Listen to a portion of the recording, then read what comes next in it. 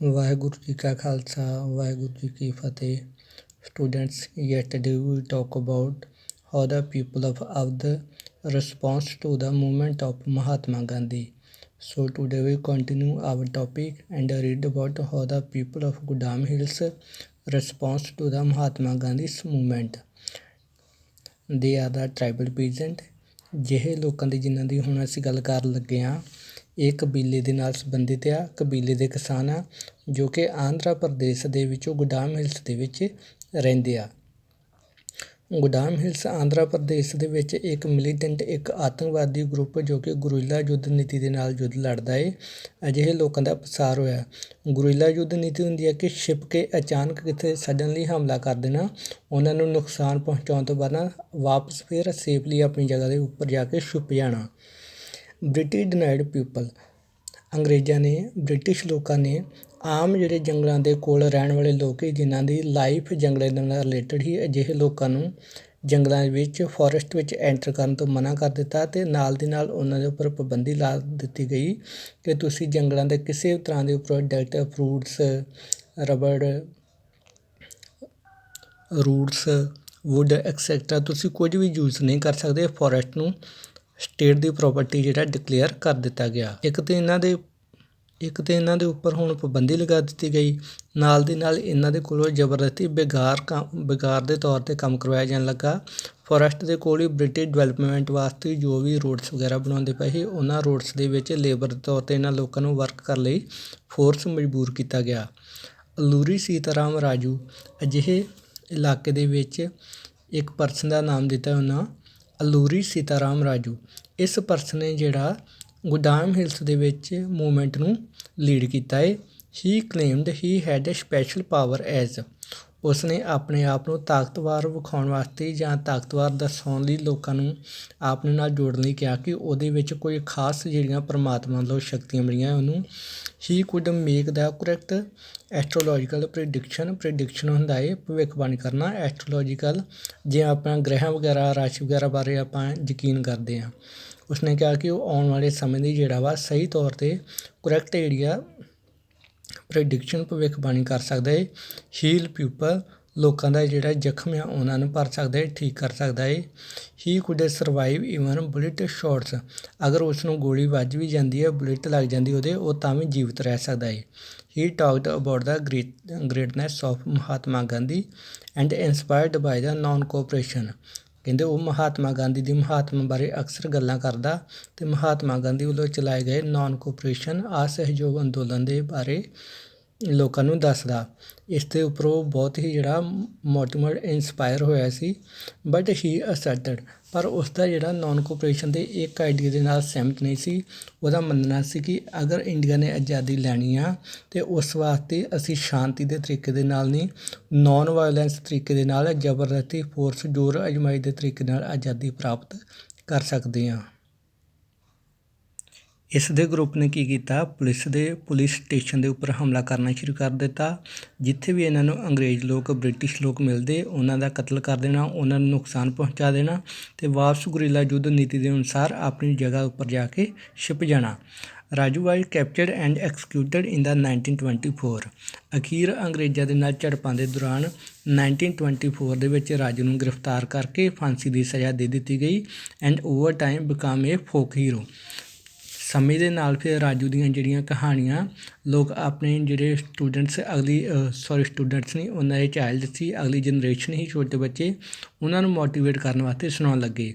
ਜਿਵੇਂ ਅੱਜ ਆਪਾਂ ਆਪਣੇ ਘਰਾਂ ਦੇ ਵਿੱਚ ਆਪਣੇ ਛੋਟੇ ਬੱਚਿਆਂ ਨੂੰ ਸਿੱਖੀਜ਼ਮ ਦੀਆਂ, ਛੋਟੇ ਸਾਹਿਬਜ਼ਾਦਿਆਂ ਦੀਆਂ, ਭਗਤ ਸਿੰਘ, ਹਰੀ ਸਿੰਘ ਨਲਵਾ ਵਰਗੇ ਕਈ ਜਿਹੜੇ ਮਹਾਨ ਸਾਡੇ ਹੀਰੋ, ਇਹਨਾਂ ਦੀਆਂ ਕਹਾਣੀਆਂ ਸੁਣਾ ਕੇ ਮੋਟੀਵੇਟ ਕਰਦੇ ਹਾਂ।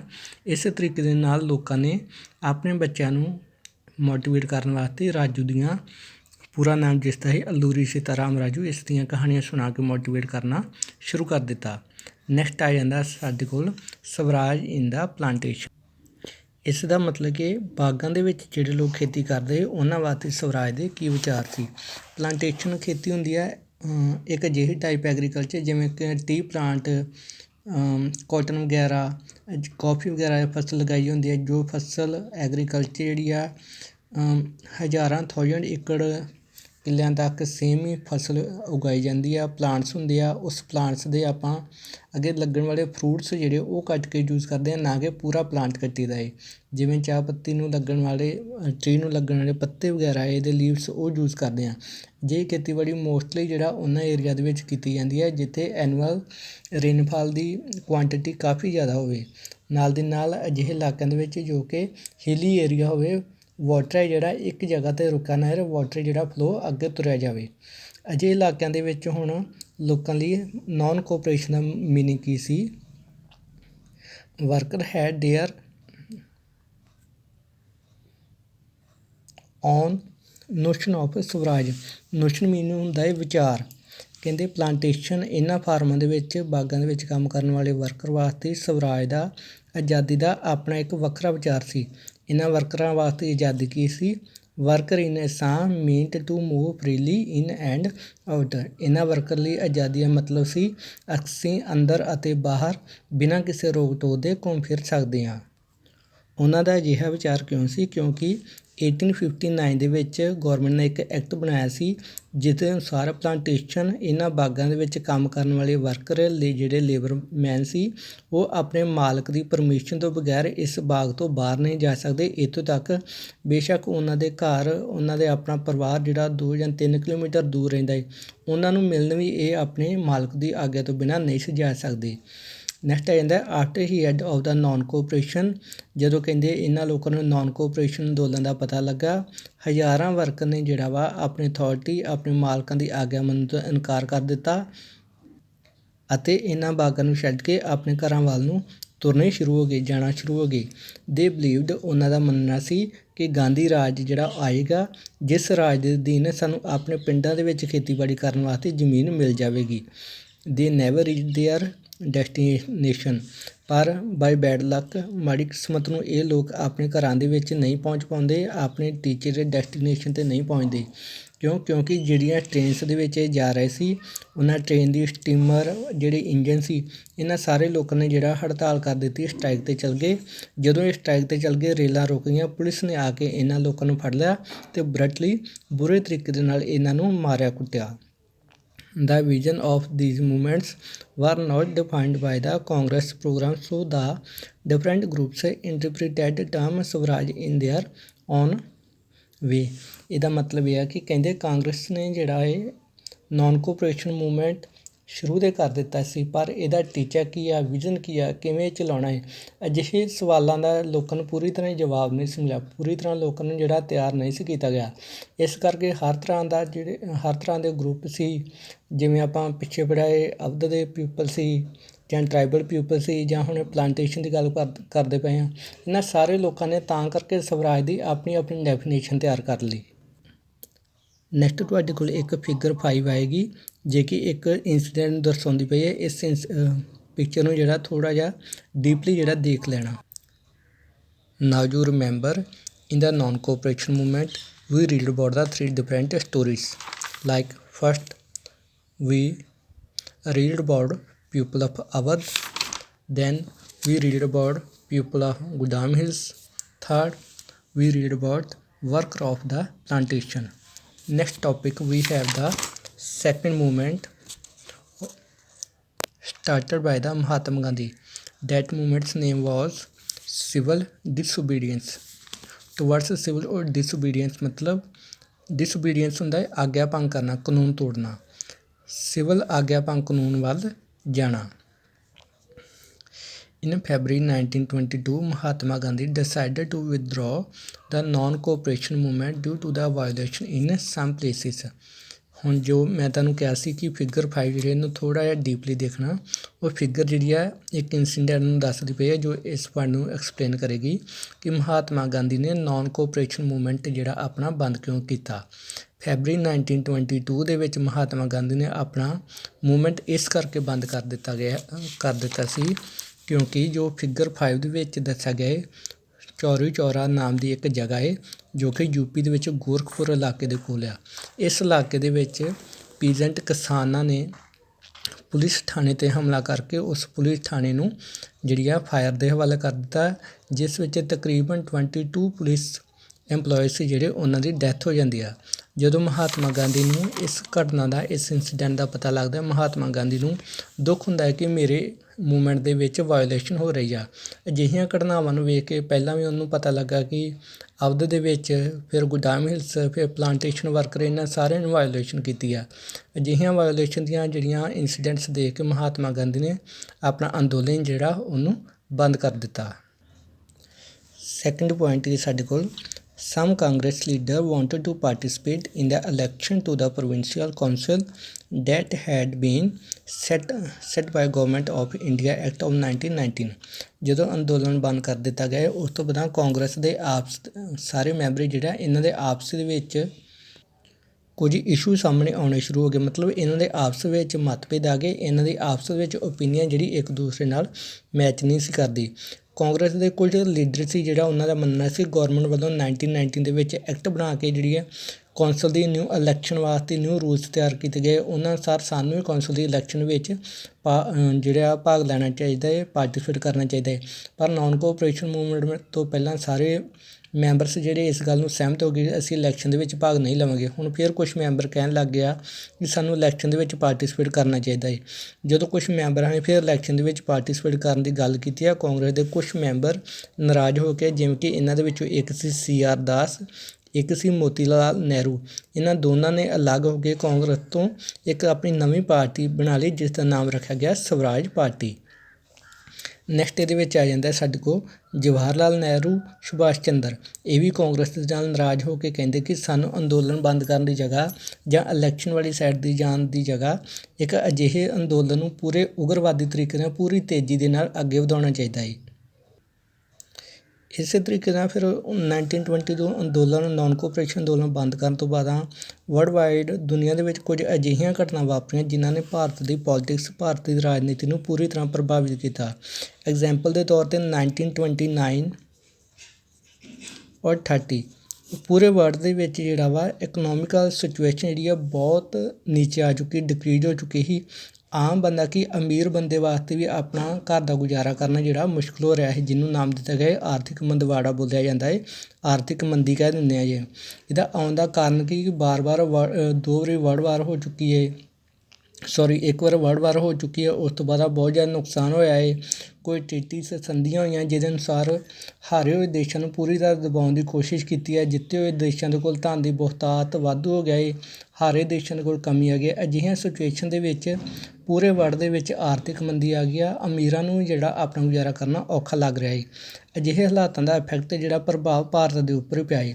ਪ੍ਰਭਾਵ ਕੀ ਪੈਂਦਾ ਹੈ, ਐਗਰੀਕਲਚਰਲ ਪ੍ਰਾਈਸ ਬਿਗੈਨ ਫਾਲ, ਕਿ ਜਿਹੜੇ ਖੇਤੀਬਾੜੀ ਦੇ ਪ੍ਰੋਡਕਟ ਸੀ ਇਹਨਾਂ ਦੀਆਂ ਵਸਤਾਂ ਦੇ ਰੇਟ ਆ ਘਟਣੇ ਸ਼ੁਰੂ ਹੋ ਗਏ 1926 ਤੋਂ 1930 ਤੱਕ ਜਾ ਕੇ ਐਗਰੀਕਲਚਰ ਦਾ ਸਾਰਾ ਧੰਦਾ ਕਹਿ ਸਕਦੇ ਹਾਂ ਪੂਰੀ ਤਰ੍ਹਾਂ ਬੰਦ ਹੋ ਚੁੱਕਿਆ ਸੀ, ਕੋਲੈਪਸ ਬੰਦ ਹੋ ਚੁੱਕਿਆ ਸੀ।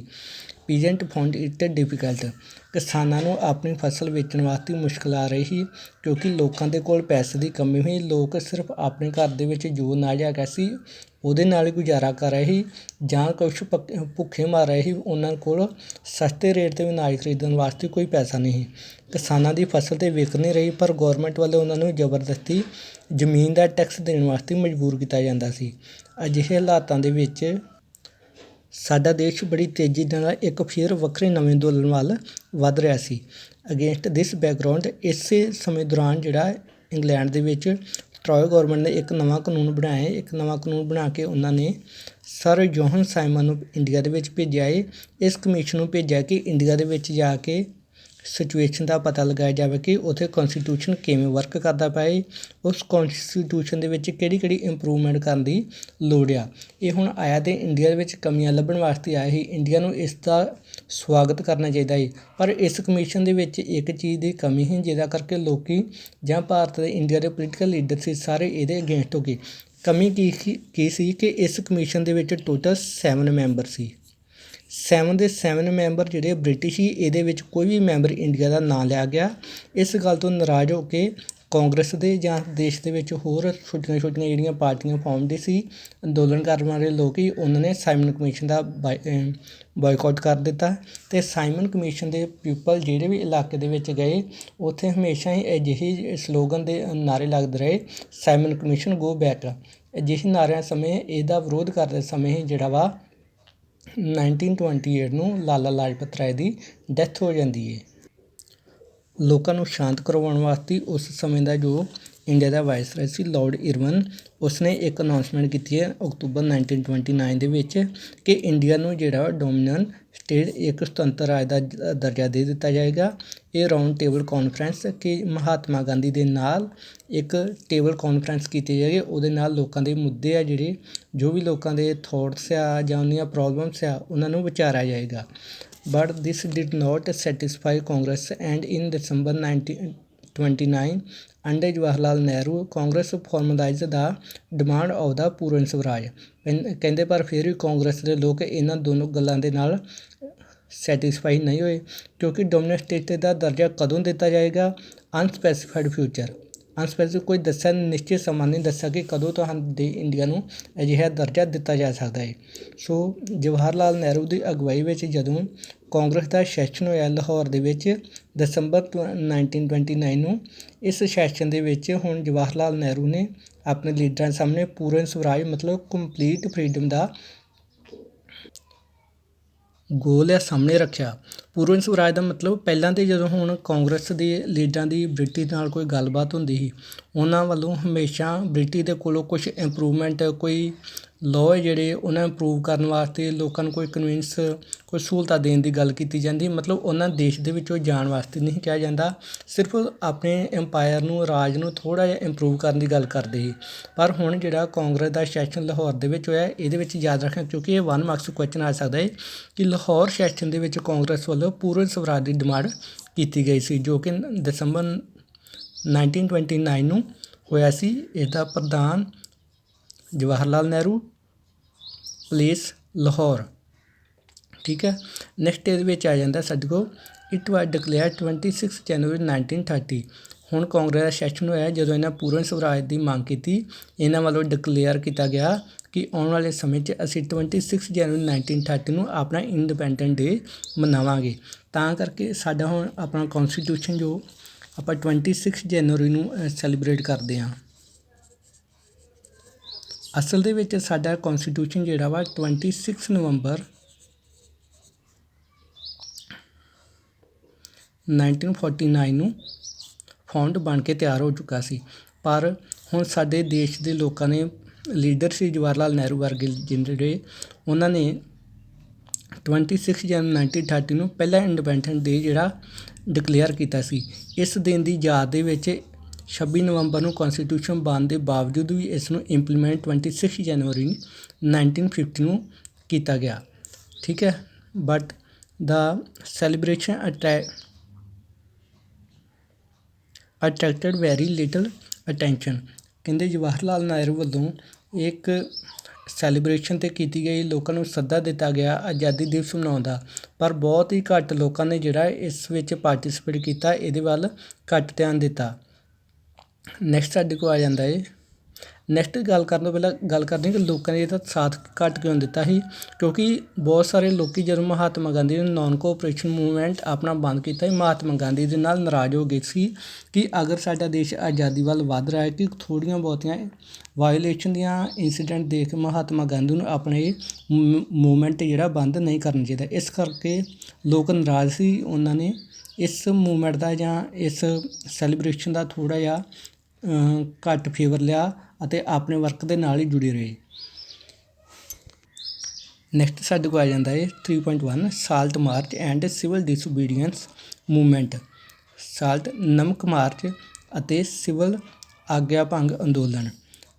31 January 1930 Mahatma Gandhi letter to viceroy Irwin. 1930 ਨੂੰ ਮਹਾਤਮਾ ਗਾਂਧੀ ਉਸ ਸਮੇਂ ਦੇ ਵਾਇਸਰਾਏ ਇਰਵਨ ਨੂੰ ਇੱਕ ਲੈਟਰ ਸੈਂਡ ਕੀਤਾ ਜਿਸ ਦੇ ਵਿੱਚ ਵੱਖ-ਵੱਖ ਲੋਕਾਂ ਦੀਆਂ, ਮਤਲਬ ਕੋਈ ਕਿਸਾਨਾਂ ਦੀਆਂ, ਕੁਛ ਵਪਾਰੀਆਂ ਦੀਆਂ, ਕੁਛ ਆਮ ਲੋਕਾਂ ਦੀਆਂ, ਕੁਝ ਵਰਕਰ ਦੀਆਂ, ਇਹਨਾਂ ਦੀਆਂ ਡਿਮਾਂਡਸ ਨੂੰ ਲੈ ਕੇ 11 ਡਿਮਾਂਡਸ, 11 ਮੰਗਾਂ ਜਿਹੜੀਆਂ ਲਿਖ ਕੇ ਭੇਜੀਆਂ ਕਿ ਸਾਡੀਆਂ ਇਹ ਡਿਮਾਂਡਸ ਹੈ ਜਿਹੜੀਆਂ ਪੂਰੀਆਂ ਕੀਤੀਆਂ ਜਾਣ। ਦਾ ਮੋਸਟ ਸਟੀਰਿੰਗ ਡਿਮਾਂਡਸ ਅਬੋਲਿਸ਼ ਦਾ ਸਾਲਟ ਟੈਕਸ। ਇਹਨਾਂ ਦੇ ਵਿੱਚੋਂ ਸਭ ਤੋਂ ਇੱਕ ਵੱਡੀ ਮੰਗ ਇਹ ਸੀ ਕਿ ਗੌਰਮੈਂਟ ਵੱਲੋਂ ਜਿਹੜਾ ਸਾਲਟ ਟੈਕਸ, ਨਮਕ ਦੇ ਉੱਪਰ ਇੱਕ ਟੈਕਸ ਲਗਾ ਦਿੱਤਾ ਗਿਆ ਹੈ ਔਰ ਡਿਕਲੇਅਰ ਕਰ ਦਿੱਤਾ ਗਿਆ ਹੈ ਮੋਨੋਪੋਲੀ ਰਾਈਟ। ਮੋਨੋਪੋਲੀ ਰਾਈਟ ਹੁੰਦਾ ਹੈ ਏਕਾਧਿਕਾਰ। ਏਕਾ ਅਧਿਕਾਰ ਮੀਨਸ ਇੱਕ ਜਾਣੇ ਦਾ ਅਧਿਕਾਰ। ਗੌਰਮੈਂਟ ਨੇ ਡਿਕਲੇਅਰ ਕਰ ਦਿੱਤਾ ਸੀ ਕਿ ਜਿਵੇਂ ਫੋਰੈਸਟ ਜਿਹੜਾ ਗੌਰਮੈਂਟ ਦੀ ਪ੍ਰੋਪਰਟੀ ਹੈ, ਉਹਨਾਂ ਵਿੱਚ ਕੋਈ ਆ ਜਾ ਨਹੀਂ ਸਕਦਾ, ਗੌਰਮੈਂਟ ਤੋਂ ਬਿਨਾਂ ਉਹਨੂੰ ਕੋਈ ਯੂਜ਼ ਨਹੀਂ ਕਰ ਸਕਦਾ।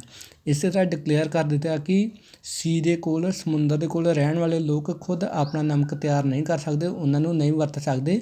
ਨਮਕ ਦੇ ਉੱਪਰ ਮੋਨੋਪੋਲੀ, ਇੱਕੋ ਇੱਕ ਰਾਈਟ ਸਿਰਫ ਗੌਰਮੈਂਟ ਦਾ ਹੈ। ਨਮਕ ਦੇ ਉੱਪਰ ਹੁਣ ਟੈਕਸ ਲੱਗਣ ਦਾ ਕਰਕੇ ਨਮਕ ਜਿਹੜਾ ਕਾਫੀ ਮਹਿੰਗਾ ਵਿਕਣਾ ਸ਼ੁਰੂ ਹੋ ਗਿਆ। ਹੁਣ ਨਮਕ ਤੇ ਇੱਕ ਅਜਿਹੀ ਚੀਜ਼ ਆ ਜੋ ਕਿ ਇੱਕ ਗਰੀਬ ਤੋਂ ਗਰੀਬ ਅਤੇ ਅਮੀਰ ਤੋਂ ਅਮੀਰ ਵਿਅਕਤੀ ਆਪਣੇ ਖਾਣੇ ਦੇ ਵਿੱਚ, ਫੂਡ ਦੇ ਵਿੱਚ ਇਹਨੂੰ ਯੂਜ਼ ਕਰਦਾ ਹੈ। ਮਹਾਤਮਾ ਗਾਂਧੀ ਨੇ ਇਹਨਾਂ 11 ਡਿਮਾਂਡਸ ਦੇ ਵਿੱਚੋਂ ਇੱਕ ਡਿਮਾਂਡ ਹੈ ਜਿਹੜੀ ਦੇਖੀ ਕਿ ਸਾਰੇ ਲੋਕਾਂ ਦੀ ਜਿਹੜੀ ਕਾਮਨ ਆ, ਉਸ ਡਿਮਾਂਡ ਨੂੰ ਲੈ ਕੇ ਇੱਕ ਮੂਵਮੈਂਟ ਜਿਹੜਾ ਸ਼ੁਰੂ ਕੀਤਾ ਤਾਂ ਕਿ ਇਹਦੇ ਵਿੱਚ ਅਮੀਰ ਗਰੀਬ ਹਰ ਇੱਕ ਵਰਗ ਦੇ ਲੋਕ ਜਿਹੜਾ ਪਾਰਟੀਸਪੇਟ ਕਰਨ ਅਤੇ ਮੇਰਾ ਅੰਦੋਲਨ ਜਿਹੜਾ ਸਕਸੈਸਫੁਲ ਹੋ ਚੁੱਕੇ। ਜਿੰਨੇ ਜ਼ਿਆਦਾ ਲੋਕ ਮੇਰੇ ਅੰਦੋਲਨ ਦੇ ਨਾਲ ਜੁੜਨਗੇ, ਉਨੇ ਹੀ ਗੌਰਮੈਂਟ ਦੇ ਉੱਪਰ ਪ੍ਰੈਸ਼ਰ ਜ਼ਿਆਦਾ ਪਏਗਾ। ਆਪਣੀਆਂ ਡਿਮਾਂਡਸ ਪੂਰੀਆਂ ਕਰਨ ਵਾਸਤੇ ਮਹਾਤਮਾ ਗਾਂਧੀ ਨੇ ਗੌਰਮੈਂਟ ਨੂੰ 11 ਮਾਰਚ ਤੱਕ ਦਾ ਸਮਾਂ ਦਿੱਤਾ, ਪਰ ਇਰਵਿਨ ਜੋ ਕਿ ਉਸ ਸਮੇਂ ਸਾਡਾ ਵਾਇਸਰਾਏ ਸੀ, ਇਹ ਨੈਗੋਟੀਏਟ ਮਹਾਤਮਾ ਗਾਂਧੀ ਦੇ ਨਾਲ ਕੋਈ ਵੀ ਗੱਲਬਾਤ ਕਰਨ ਵਾਸਤੇ ਤਿਆਰ ਨਹੀਂ ਸੀ, ਅਨਵਿਲਿੰਗ ਸੀ ਇਹ। Gandhi started salt March. ਇਸ ਤਰ੍ਹਾਂ ਜਦੋਂ ਗਾਂਧੀ ਨੇ ਦੇਖਿਆ ਕਿ ਮੇਰੀਆਂ ਡਿਮਾਂਡਸ ਵੱਲ ਕੋਈ ਧਿਆਨ ਨਹੀਂ ਦਿੱਤਾ ਜਾ ਰਿਹਾ, ਮਹਾਤਮਾ ਗਾਂਧੀ ਨੇ 78 ਆਪਣੇ 78 ਸਾਥੀਆਂ ਦੇ ਨਾਲ, ਜੋ ਕਿ ਇਹਦੇ ਬਹੁਤ ਵਿਸ਼ਵਾਸ ਪਾਤਰ ਸਾਥੀ ਸੀ, ਉਹਨਾਂ ਦੇ ਨਾਲ ਆਪਣੀ ਰਹਿਣ ਵਾਲੀ ਆਪਣੇ ਨਿਵਾਸ ਸਥਾਨ ਜਿੱਥੇ ਮਹਾਤਮਾ ਗਾਂਧੀ ਰਹਿੰਦਾ, ਸਾਬਰਮਤੀ ਆਸ਼ਰਮ, ਇੱਥੋਂ ਲੈ ਕੇ ਡਾਂਡੀ ਵਾਲੀ ਜਗ੍ਹਾ ਜੋ ਕਿ ਇੱਕ ਸੀ ਦੇ ਕੋਲ ਹੀ ਜਿੱਥੇ ਨਮਕ ਬਣਾਇਆ ਜਾ ਸਕਦਾ, ਉਸ ਜਗ੍ਹਾ ਵੱਲ ਨੂੰ ਮਾਰਚ ਕਰਨਾ। ਮਾਰਚ ਮੀਨਸ ਪੈਦਲ ਤੁਰਨਾ ਜਿਹੜਾ ਸ਼ੁਰੂ ਕਰ ਦਿੱਤਾ। ਸਾਬਰਮਤੀ ਤੋਂ ਡਾਂਡੀ ਤੱਕ ਜਿਹੜਾ ਟੋਟਲ ਡਿਸਟੈਂਸ ਸੀ 240 ਕਿਲੋਮੀਟਰ, 240 ਮਾਈਲਸ ਜਿਹੜਾ ਇਹ ਡਿਸਟੈਂਸ ਸੀ। ਮਹਾਤਮਾ ਗਾਂਧੀ ਨੇ ਜਿਹੜਾ 24 ਡੇਜ਼ ਦੇ ਵਿੱਚ ਕਵਰ ਕੀਤਾ। 24 ਡੇਜ਼ ਦੇ ਵਿੱਚ ਕਵਰ ਕਿਵੇਂ ਕੀਤਾ? ਹਰ ਰੋਜ਼ ਪ੍ਰਤੀ ਦਿਨ ਇੱਕ ਦਿਨ ਦੇ ਵਿੱਚੋਂ 10 ਮਾਈਲ ਜਿਹੜਾ ਚੱਲਦੇ, ਫਿਰ ਰੁਕ ਜਾਂਦੇ। 10 ਮਾਈਲ ਜਦੋਂ ਚੱਲਦੇ, ਜਿੱਥੇ ਰੁਕਦੇ ਉੱਥੇ ਲੋਕਾਂ ਨੂੰ ਭਾਸ਼ਣ ਦਿੱਤਾ ਜਾਂਦਾ, ਵੱਧ ਤੋਂ ਵੱਧ ਲੋਕਾਂ ਨੂੰ ਆਪਣੇ ਨਾਲ ਜੋੜ ਕੇ ਆਪਣੇ ਇਹਨੇ ਹੁਣ ਮੂਵਮੈਂਟ ਜਿਹੜਾ 78 ਫੈਬਰਵਰੀ ਦੇ ਨਾਲ ਸ਼ੁਰੂ ਕੀਤਾ ਹੈ, ਪਰ ਡਾਂਡੀ ਪਹੁੰਚਦੇ ਤੱਕ ਹਜ਼ਾਰਾਂ ਦੀ ਗਿਣਤੀ ਦੇ ਵਿੱਚ ਵਲੰਟੀਅਰ ਜਿਹੜੇ ਮਹਾਤਮਾ ਗਾਂਧੀ ਦੇ ਨਾਲ ਜੁੜ ਚੁੱਕੇ ਸੀ। 6 ਅਪ੍ਰੈਲ ਨੂੰ ਮਹਾਤਮਾ ਗਾਂਧੀ ਜਿਹੜਾ ਡਾਂਡੀ ਵਿੱਚ ਪਹੁੰਚ ਜਾਂਦਾ ਹੈ। ਇੱਥੇ ਆਪਣੇ ਤੌਰ 'ਤੇ ਰਸਮੀ ਤੌਰ 'ਤੇ ਸਮੁੰਦਰ ਦੇ ਵਿੱਚੋਂ ਪਾਣੀ ਲੈ ਕੇ ਉਸ ਨੂੰ ਉਬਾਲ ਕੇ ਨਮਕ ਬਣਾਇਆ ਜਾਂਦਾ ਹੈ, ਜਿਹਦੇ ਨਾਲ ਬ੍ਰਿਟਿਸ਼ ਵੱਲੋਂ ਬਣਾਇਆ ਗਿਆ ਕਾਨੂੰਨ ਮਹਾਤਮਾ ਗਾਂਧੀ ਵੱਲੋਂ ਆਪਣੇ ਹੱਥਾਂ ਦੇ ਨਾਲ ਤੋੜਿਆ ਜਾਂਦਾ ਹੈ। This mark the beginning of the civil disobedience. ਇਹ ਇੱਕ ਸ਼ੁਰੂਆਤ ਹੀ ਕਿ ਅਸੀਂ ਜਿਹੜਾ ਵਾ ਬ੍ਰਿਟਿਸ਼ ਵੱਲੋਂ ਬਣਾਏ ਗਏ ਕਾਨੂੰਨ ਕਿਵੇਂ ਤੋੜਾਂਗੇ, ਸ਼ਾਂਤਮਈ ਰਹਿ ਕੇ ਕਿਵੇਂ ਇਹਨਾਂ ਦੇ ਕਾਨੂੰਨ ਜਿਹੜੇ ਤੋੜਾਂਗੇ। How was the movement differ from non cooperation. ਸਾਡੇ ਲਈ ਇੱਕ ਕੁਐਸਚਨ ਹੈ ਕਿ ਇਹ ਵਾਲਾ ਅੰਦੋਲਨ ਸਿਵਲ ਡਿਸਓਬੀਡੀਐਂਸ ਮੂਵਮੈਂਟ ਜਿਹੜਾ ਨਾਨ ਕੋਆਪਰੇਸ਼ਨ ਮੂਵਮੈਂਟ ਤੋਂ ਅਲੱਗ ਕਿਵੇਂ ਸੀ, ਇਹਦੇ ਵਿੱਚ ਕੀ ਡਿਫਰੈਂਸ ਸੀ। Next we have people were now asked not only to refuse cooperation but also the break colonial rule. ਅਗਰ ਤਾਂ ਅਸੀਂ 1 ਮਾਰਕਸ ਦੇ ਵਿੱਚ ਆਨਸਰ ਦੇਣਾ ਹੋਏ ਫਿਰ ਤਾਂ ਅਸੀਂ ਇਹ ਆਨਸਰ ਲਿਖ ਸਕਦੇ ਹਾਂ। ਅਗਰ ਸਾਡੇ ਕੋਲ 3 ਮਾਰਕਸ ਦੇ ਵਿੱਚ ਆਨਸਰ ਕੁਐਸਚਨ ਆਉਂਦਾ ਹੈ, ਫਿਰ ਸਾਨੂੰ ਕੁਛ ਪੁਆਇੰਟ ਨਾਨ ਕੋਆਪਰੇਸ਼ਨ ਦੇ ਵਿੱਚੋਂ ਲਿਖਣੇ ਪੈਣਗੇ ਇਸ ਆਨਸਰ ਨੂੰ ਐਕਸਪਲੇਨ ਕਰਨ ਵਾਸਤੇ। ਇਸ ਪੁਆਇੰਟ ਦਾ ਕੀ ਮੀਨਸ ਆ ਕਿ ਅਗਰ ਤਾਂ ਅਸੀਂ 1 ਨੰਬਰ ਦੇ ਵਿੱਚ ਦੇਣਾ, ਫਿਰ ਇਹਦੇ ਵਿੱਚ ਦੱਸਿਆ ਗਿਆ ਹੈ ਕਿ ਸਿਵਲ ਨਾਨ ਕੋਆਪਰੇਸ਼ਨ ਮੂਵਮੈਂਟ ਦੇ ਵਿੱਚ ਦੇ ਸਿਰਫ ਅੰਗਰੇਜ਼ਾਂ ਦਾ, ਬ੍ਰਿਟਿਸ਼ ਦਾ ਜਿਹੜਾ ਅਸਹਿਯੋਗ ਕਰਨ ਵਾਸਤੇ ਆਖਿਆ ਗਿਆ ਸੀ ਕਿ ਉਹਨਾਂ ਦੀਆਂ ਚੀਜ਼ਾਂ ਵਸਤਾਂ ਜਿਹੜੀਆਂ ਉਹਨਾਂ ਬਾਈਕਾਟ ਕਰ ਦਿੱਤਾ ਜਾਵੇ। ਸਿਵਲ ਡਿਸਓਬੀਡੀਐਂਸ ਦੇ ਵਿੱਚ ਉਹਨਾਂ ਦੇ ਬਣਾਏ ਹੋਏ ਕਾਨੂੰਨ ਤੋੜਨ ਵਾਸਤੇ ਆਖਿਆ ਗਿਆ ਸੀ। ਮੇਨ ਤੌਰ 'ਤੇ ਜਿਹੜਾ ਇਹਨਾਂ ਦੇ ਵਿੱਚ ਡਿਫਰੈਂਸ ਆ। ਨੈਕਸਟ ਕੀ ਆ, ਇਸ ਅੰਦੋਲਨ ਨੂੰ ਜਿਹੜਾ ਵਾ ਗਰੋ ਕਿਵੇਂ ਕੀਤੀ ਇਹਨੇ। 1000 parts of the country salt ਲਾ ਬਰੋਕਨ। ਦੇਸ਼ ਦੇ ਹਜ਼ਾਰਾਂ ਪਾਰਟਸ ਦੇ ਵਿੱਚ ਜਿੱਥੇ ਜਿੱਥੇ ਸਮੁੰਦਰ ਲੱਗਦਾ, ਜਿੱਥੇ ਜਿੱਥੇ ਸਾਲਟ ਬਣਾਉਣਾ ਪੋਸੀਬਲ ਹੀ, ਉੱਥੇ ਲੋਕਾਂ ਨੇ ਆਪ ਸਾਲਟ ਬਣਾ ਕੇ ਕਾਨੂੰਨ ਤੋੜਿਆ। ਡੈਮੋਸਟ੍ਰੇਟਡ ਹੁੰਦਾ ਪ੍ਰਦਰਸ਼ਨ ਕਰਨਾ ਜਾਂ ਵਿਖਾਵਾ ਕਰਨਾ। ਲੋਕਾਂ ਨੇ ਸਾਲਟ ਵਾਲੀਆਂ ਫੈਕਟਰੀਆਂ ਜਿਹੜੀਆਂ ਇਹਨਾਂ ਦੇ ਮੂਹਰੇ ਧਰਨੇ ਲਾ ਕੇ ਪ੍ਰਦਰਸ਼ਨ ਕੀਤਾ। Foreign clothes boycotted. ਲੋਕਾਂ ਨੇ ਨਾਨ ਕੋਆਪਰੇਸ਼ਨ ਮੂਵਮੈਂਟ ਵਾਲੀਆਂ ਕੁਛ ਹਦਾਇਤਾਂ ਫੋਲੋ ਕਰਕੇ ਫੋਰਨ ਕਲੌਥਸ ਸੀ ਜਿਹੜੇ ਇਹ ਵਰਤਣੇ ਬੰਦ ਕਰ ਦਿੱਤੇ। Liquid shops picketed. Peasant refuse to pay revenue and other taxes. ਕਿਸਾਨਾਂ ਨੇ ਵੀ ਆਪਣਾ ਜ਼ਮੀਨ ਦਾ ਟੈਕਸ ਅਤੇ ਹੋਰ ਟੈਕਸ ਜੋ ਉਹਨਾਂ ਦੇ ਕੋਲ ਉਗਰਾਏ ਜਾਂਦੇ ਉਹ ਦੇਣ ਤੋਂ ਮਨਾ ਕਰ ਦਿੱਤਾ। ਫੋਰੈਸਟ ਪੀਪਲ ਵਾਇਲੇਟਡ ਫੋਰੈਸਟ ਲੋ, ਅਤੇ ਜੰਗਲਾਂ ਦੇ ਕੋਲ ਵਿੱਚ ਰਹਿਣ ਵਾਲੇ ਲੋਕਾਂ ਨੇ ਜੰਗਲ ਦੇ ਕਾਨੂੰਨ ਨੂੰ ਤੋੜਿਆ। ਆਪਣੀ ਮਰਜ਼ੀ ਨਾਲ ਦੁਬਾਰਾ ਇਹਨਾਂ ਜੰਗਲਾਂ ਵਿੱਚ ਐਂਟਰੀ ਕਰਕੇ ਫੋਰੈਸਟ ਦੇ ਪ੍ਰੋਡਕਟ ਯੂਜ਼ ਕਰਨੇ ਸ਼ੁਰੂ ਕਰ ਦਿੱਤੇ। ਗੌਰਮੈਂਟਸ ਰਿਸਪੌਂਸ, ਜਦੋਂ ਗੌਰਮੈਂਟ ਨੇ ਦੇਖਿਆ ਕਿ ਲੋਕ ਸਾਡੇ ਬਣਾਏ ਹੋਏ ਕਾਨੂੰਨ ਤੋੜ ਰਹੇ ਆ, ਫਿਰ ਗੌਰਮੈਂਟ ਹੈ ਜਿਹੜੀ ਉਹਨੇ ਕੀ ਐਕਸ਼ਨ ਲਿਆ। ਕਾਂਗਰਸ ਲੀਡਰ ਸੀ ਜੋ ਵੀ, ਉਹਨਾਂ ਨੂੰ 1 ਬਾਏ 1 ਕਰਕੇ ਇਹਨਾਂ ਅਰੈਸਟ ਕਰ ਲਿਆ। ਮਤਲਬ ਮਹਾਤਮਾ ਗਾਂਧੀ ਵਰਗੇ ਜੋ ਵੀ ਜਵਾਹਰ ਲਾਲ ਨਹਿਰੂ ਵਰਗੇ ਮੇਨ ਲੀਡਰ ਸੀ, ਇਹਨਾਂ ਸਾਰਿਆਂ ਨੂੰ ਗੌਰਮੈਂਟ ਨੇ ਜਿਹੜਾ ਅਰੈਸਟ ਕਰਨਾ ਸ਼ੁਰੂ ਕਰ ਲਿਆ। ਅਬਦੁਲ ਗਫਰ ਖਾਨ ਜੋ ਕਿ ਮਹਾਤਮਾ ਗਾਂਧੀ ਦਾ ਡਿਸਿਪਲ ਇੱਕ ਸ਼ਰਧਾਲੂ ਸੀ, ਇਹਨੂੰ ਵੀ April 1930 ਦੇ ਵਿੱਚ ਜਿਹੜਾ ਗ੍ਰਿਫਤਾਰ ਕਰ ਲਿਆ ਗਿਆ। ਗੁੱਸੇ ਦੇ ਵਿੱਚ ਆਏ ਲੋਕਾਂ ਨੇ ਪਿਸ਼ਾਵਰ ਦੀਆਂ ਗਲੀਆਂ ਦੇ ਵਿੱਚ ਵਿਖਾਵਾ ਕੀਤਾ, ਰੋਸ ਪ੍ਰਦਰਸ਼ਨ ਕੀਤਾ, ਜਿਨ੍ਹਾਂ ਦੇ ਉੱਪਰ ਪੁਲਿਸ ਨੇ ਗੋਲੀ ਚਲਾ ਕੇ ਬਹੁਤ ਸਾਰੇ ਲੋਕਾਂ ਨੂੰ ਮਾਰ ਦਿੱਤਾ। ਮਹਾਤਮਾ ਗਾਂਧੀ ਹਿਮਸੈਲਫ ਅਰੈਸਟਡ, ਮਹਾਤਮਾ ਗਾਂਧੀ ਨੂੰ ਗ੍ਰਿਫਤਾਰ ਕਰ ਲਿਆ ਗਿਆ। ਤਕਰੀਬਨ ਇਸ ਅੰਦੋਲਨ ਦੇ ਸਮੇਂ 1 ਲੱਖ ਪੀਪਲ ਹੈ ਜਿਹੜੇ ਉਹਨਾਂ ਨੂੰ ਗ੍ਰਿਫਤਾਰ ਕੀਤਾ ਗਿਆ। In this situation Mahatma Gandhi again decided, ਅਜਿਹੀ ਸਥਿਤੀ ਦੇ ਸਿਚੁਏਸ਼ਨ ਦੇ ਵਿੱਚ ਜੋ ਮਹਾਤਮਾ ਗਾਂਧੀ ਨੇ ਵੇਖਿਆ ਕਿ ਲੋਕ ਵਾਇਓਲੇਸ਼ਨ ਦਾ ਸਹਾਰਾ ਵੀ ਲੈਂਦੇ ਪਏ ਆ, ਬਹੁਤ ਸਾਰੇ ਲੋਕਾਂ ਨੂੰ ਗ੍ਰਿਫਤਾਰ ਵੀ ਕਰ ਲਿਆ ਗਿਆ ਹੈ। ਮਹਾਤਮਾ ਗਾਂਧੀ ਨੇ ਇੱਕ ਵਾਰੀ ਫਿਰ ਫੈਸਲਾ ਕੀਤਾ ਕਿ ਸਿਵਲ ਡਿਸਓਬੀਡੀਐਂਸ ਮੂਵਮੈਂਟ ਹੈ ਨਾਨ ਕੋਆਪਰੇਸ਼ਨ ਵਾਂਗ ਜਿਹੜਾ ਬੰਦ ਕਰ ਦਿੱਤਾ ਜਾਵੇ। Next, Gandhi Irwin packet on 5 March 1931, 5 March 1931 ਈਸਵੀ ਨੂੰ ਜਿਹੜਾ ਵਾ ਫਿਰ ਮਹਾਤਮਾ ਗਾਂਧੀ ਦੇ ਨਾਲ ਉਹਦੇ ਇਰਵਿਨ ਦੀ ਗੱਲਬਾਤ ਹੋਈ ਆ। ਇੱਕ ਫਿਰ ਇਹਨਾਂ ਦੇ ਵਿਚਕਾਰ ਸਮਝੌਤਾ ਹੁੰਦਾ ਹੈ। ਸਮਝੌਤੇ ਦੇ ਅਨੁਸਾਰ ਕੀ ਹੁੰਦਾ ਹੈ, ਗਾਂਧੀ ਪਾਰਟੀਸਪੇਟ ਇਨ ਦਾ 2nd round table conference. Mahatma Gandhi ਜੋ ਕਿ ਆਪਾਂ ਇੱਥੇ ਪਹਿਲੀ ਪੜ੍ਹੀ ਸੀ ਯਾਰ ਰਾਊਂਡ ਟੇਬਲ ਕਾਨਫਰੰਸ, ਇਹ ਤਾਂ ਆਪਾਂ ਪੜ੍ਹੀ ਕਿ ਇਹ ਫੇਲ ਹੋ ਚੁੱਕੀ ਸੀ ਕਾਨਫਰੰਸ, ਕਿਉਂਕਿ ਕੁਛ ਲੀਡਰਾਂ ਨੇ ਇਹਦਾ ਸਾਥ ਨਹੀਂ ਦਿੱਤਾ। ਮਹਾਤਮਾ ਗਾਂਧੀ ਨੂੰ ਜਿਹੜਾ ਵਾ ਪੂਰੀ ਤਰ੍ਹਾਂ ਕਲੀਅਰ ਨਹੀਂ ਸੀ ਕਿ ਫਿਊਚਰ ਵਿੱਚ ਕਦੋਂ ਸਾਨੂੰ ਡੋਮੀਨੈਂਸ ਦਾ ਸਟੇਟਸ ਮਿਲੇਗਾ ਸਾਡੇ ਦੇਸ਼ ਨੂੰ। ਸੋ ਮਹਾਤਮਾ ਗਾਂਧੀ ਨੇ ਇਸ ਟੇਬਲ ਕਾਨਫਰੰਸ ਵਿੱਚ ਹਿੱਸਾ ਨਹੀਂ ਸੀ ਲਿਆ। ਹੁਣ ਇਸ ਸਮਝੌਤੇ ਦੇ ਅਨੁਸਾਰ ਮਹਾਤਮਾ ਗਾਂਧੀ ਨੂੰ ਦੂਸਰੀ ਵਾਰ ਜਿਹੜਾ 2nd ਟੇਬਲ ਕਾਨਫਰੰਸ ਹੋਣੀ ਆ ਉਹਦੇ ਵਿੱਚ ਪਾਰਟੀਸਪੇਟ ਕਰਨ ਵਾਸਤੇ ਜਿਹੜਾ ਵਾ ਪਰਮਿਸ਼ਨ ਦਿੱਤੀ ਗਈ, ਸੱਦਾ ਦਿੱਤਾ ਗਿਆ। ਗੌਰਮੈਂਟ ਐਗਰੀ ਟੂ ਰਿਲੀਜ਼, ਤਾਂ ਗੌਰਮੈਂਟ ਨੇ ਮੰਨ ਲਿਆ ਕਿ ਅਸੀਂ ਜਿੰਨੇ ਵੀ ਜਿਹੜੇ ਪੋਲੀਟੀਕਲ ਲੀਡਰਸ ਮਹਾਤਮਾ ਗਾਂਧੀ ਦੇ ਸਾਥੀ, ਜਿਵੇਂ ਆਪਾਂ ਪੜ੍ਹਿਆ ਗਫਰ ਖਾਨ ਜਾਂ ਜਵਾਹਰ ਲਾਲ ਨਹਿਰੂ ਵਰਗੇ, ਇਹਨਾਂ ਸਾਰਿਆਂ ਨੂੰ ਜਿਹੜਾ ਰਿਲੀਜ਼ ਇਹਨਾਂ ਨੂੰ ਰਿਹਾ ਕਰ ਦਿੱਤਾ ਜਾਏਗਾ। ਇਨ ਦਸੰਬਰ 1931, ਜਦੋਂ ਦਸੰਬਰ 1931 ਦੇ ਵਿੱਚ ਗਾਂਧੀ ਲੰਡਨ ਵਿੱਚ ਕਾਨਫਰੰਸ ਵਿੱਚ ਹਿੱਸਾ ਲੈਣ ਗਿਆ ਏ, ਉੱਥੇ ਜਾ ਕੇ ਇਹਨਾਂ ਦੇ ਵਿਚਕਾਰ ਹੋ ਰਹੀ ਗੱਲਬਾਤ ਜਿਹੜੀ ਇਰਵਿਨ ਦੇ ਨਾਲ ਟੁੱਟ ਜਾਂਦੀ ਆ। ਕਿਸੇ ਇਸ਼ੂ ਨੂੰ ਲੈ ਕੇ ਇਹ ਦੋਨੋਂ ਆਪਸ ਵਿੱਚ ਨਾਰਾਜ਼ ਹੋ ਜਾਂਦੇ ਆ। ਜਦੋਂ ਗੌਰਮੈਂਟ ਜਿਹੜੀ ਅੱਧ ਵਿਚਾਲੇ ਟੁੱਟ ਜਾਂਦੀ ਹੈ, ਮਹਾਤਮਾ ਗਾਂਧੀ ਫਿਰ ਇੱਕ ਵਾਰੀ ਨਿਰਾਸ਼ ਹੋ ਕੇ ਵਾਪਸ ਆਪਣੇ ਦੇਸ਼ ਵਿੱਚ ਪਰਤ ਆਉਂਦਾ ਏ। Government had begin a new cycle of the repression, ਹੁਣ ਗੌਰਮੈਂਟ ਦਾ ਜਿਹੜਾ ਮੂਡ ਚੇਂਜ ਹੋ ਚੁੱਕਾ ਹੈ। ਉਹਨਾਂ ਨੇ ਇਸ ਅੰਦੋਲਨ ਨੂੰ ਖ਼ਤਮ ਕਰਨ ਵਾਸਤੇ ਜਿਹੜਾ ਵਾ ਇੱਕ ਨਵਾਂ ਅਤੇ ਪੂਰੀ ਤਰ੍ਹਾਂ ਜਿਹੜਾ ਵਾ ਜ਼ਬਰਦਸਤੀ ਵਾਲਾ ਬਰਟਲੀ ਇੱਕ ਅਤਿਆਚਾਰੀ ਤਰੀਕਾ ਅਪਣਾ ਲਿਆ। ਗਫਰ ਖਾਨ ਅਤੇ ਜਵਾਹਰ ਲਾਲ ਜਿਹੜਾ ਇਹਨਾਂ ਨੂੰ ਇਹ ਜੇਲ੍ਹ ਦੇ ਵਿੱਚ ਹੀ, Congress had been the declared illegal, government ਨੇ ਜਿਹੜਾ ਕਾਂਗਰਸ ਦੇ ਉੱਪਰ ਪਾਬੰਦੀ ਲਗਾ ਕੇ ਇਹਨੂੰ ਇਲੀਗਲ ਕਹਿ ਦਿੱਤਾ। ਜਦੋਂ ਕਿਸੇ ਪਾਰਟੀ ਨੂੰ ਆਪਾਂ ਇਲੀਗਲ ਕਹਿ ਦਿੰਦੇ ਹਾਂ, ਉਹ ਆਪਣੀ ਨਾ ਤਾਂ ਇਲੈਕਸ਼ਨ ਵਿੱਚ ਪਾਰਟੀਸਪੇਟ ਕਰ ਸਕਦੀ ਆ, ਨਾ ਤਾਂ ਆਪਣੀ ਕੋਈ ਰੈਲੀ ਕਰ ਸਕਦੀ ਆ, ਨਾ ਕੋਈ ਆਪਣਾ ਫੰਡ ਇਕੱਠਾ ਕਰ ਸਕਦੀ, ਮਤਲਬ ਉਹ ਕੰਟਰੀ ਦੇ ਵਿੱਚ ਹੋਣ ਵਾਲੀ ਕਿਸੇ ਵੀ ਐਕਟੀਵਿਟੀ ਦੇ ਵਿੱਚ ਪਾਰਟੀਸਪੇਟ ਨਹੀਂ ਕਰ ਸਕਦੀ। ਇਸੇ ਤਰੀਕੇ ਨਾਲ ਕਾਂਗਰਸ ਨੂੰ ਖ਼ਤਮ ਕਰਨ ਵਾਸਤੇ ਗੌਰਮੈਂਟ ਨੇ ਇਹਨੂੰ ਇਲੀਗਲ ਕਹਿ ਦਿੱਤਾ। ਨੈਕਸਟ, ਮਹਾਤਮਾ ਗਾਂਧੀ ਰੀਲਾਂਚ, ਮਹਾਤਮਾ ਗਾਂਧੀ ਨੇ ਜਿਹੜਾ ਆਪਣਾ ਬੰਦ ਕੀਤਾ ਹੋਇਆ ਅੰਦੋਲਨ ਇੱਕ ਵਾਰੀ ਫਿਰ ਚਲਾਉਣ ਦੀ ਕੋਸ਼ਿਸ਼ ਕੀਤੀ ਆ, ਪਰ ਜਿਹੜਾ 1934 ਦੇ ਵਿੱਚ 1 ਸਾਲ ਦੇ ਵਿੱਚ ਮਹਾਤਮਾ ਗਾਂਧੀ ਦੀਆਂ ਕੋਸ਼ਿਸ਼ਾਂ ਬਾਵਜੂਦ ਇਹ ਅੰਦੋਲਨ ਪੂਰੀ ਤਰ੍ਹਾਂ ਮੋਮੈਂਟਮ, ਜਿਸ ਤਰ੍ਹਾਂ ਆਪਾਂ ਸਾਇੰਸ ਦੇ ਵਿੱਚ ਮੋਮੈਂਟਮ ਪੜ੍ਹਦੇ ਹਾਂ, ਪ੍ਰਵੇਗ ਜਾਂ ਗਤੀ, ਅਜਿਹੀ ਗਤੀ ਪਹਿਲਾਂ ਵਾਰੀ ਉਹ ਹਾਸਲ ਨਾ ਕਰ ਸਕਿਆ, ਕਿਉਂਕਿ ਲੋਕਾਂ ਦਾ ਇੱਕ ਵਾਰੀ ਫਿਰ ਮਹਾਤਮਾ ਗਾਂਧੀ ਤੋਂ ਵਿਸ਼ਵਾਸ ਟੁੱਟ ਚੁੱਕਾ ਸੀ ਅਤੇ ਲੋਕ ਮਹਾਤਮਾ ਗਾਂਧੀ ਅੰਦੋਲਨ ਦੇ ਉੱਪਰੋਂ ਆਪਣੇ ਆਪ ਨੂੰ ਦੂਰ ਰੱਖ ਕੇ ਆਪਣੇ ਵਰਕ ਦੇ ਨਾਲ ਮਤਲਬ ਰੱਖ ਰਹੇ ਸੀ। ਉਹਨਾਂ ਨੂੰ ਮਹਾਤਮਾ ਗਾਂਧੀ ਤੋਂ ਹੁਣ ਕੋਈ ਵੀ ਆਸ ਜਿਹੜੀ ਨਹੀਂ ਸੀ ਲੱਗ ਰਹੀ ਇਸ ਅੰਦੋਲਨ ਤੋਂ, ਇਸ ਕਰਕੇ ਲੋਕਾਂ ਨੇ ਇਸ ਅੰਦੋਲਨ ਦਾ ਸਾਥ ਫਿਰ ਇੱਕ ਵਾਰੀ ਨਾ ਦਿੱਤਾ। So thanks once again. I request you, if you have any problem you can ask me anytime, and for better understanding you read your lesson from your books and the PDF file. Do not make notes from my copy because here I write only some important points and discuss them.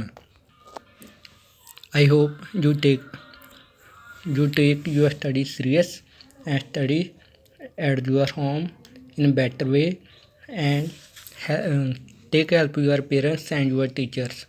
So do not confuse, do not fear. If you have any problem, you can ask me. So thanks. Waheguru ji ਕਾ ਖਾਲਸਾ, ਵਾਹਿਗੁਰੂ ਜੀ ਕੀ ਫਤਿਹ।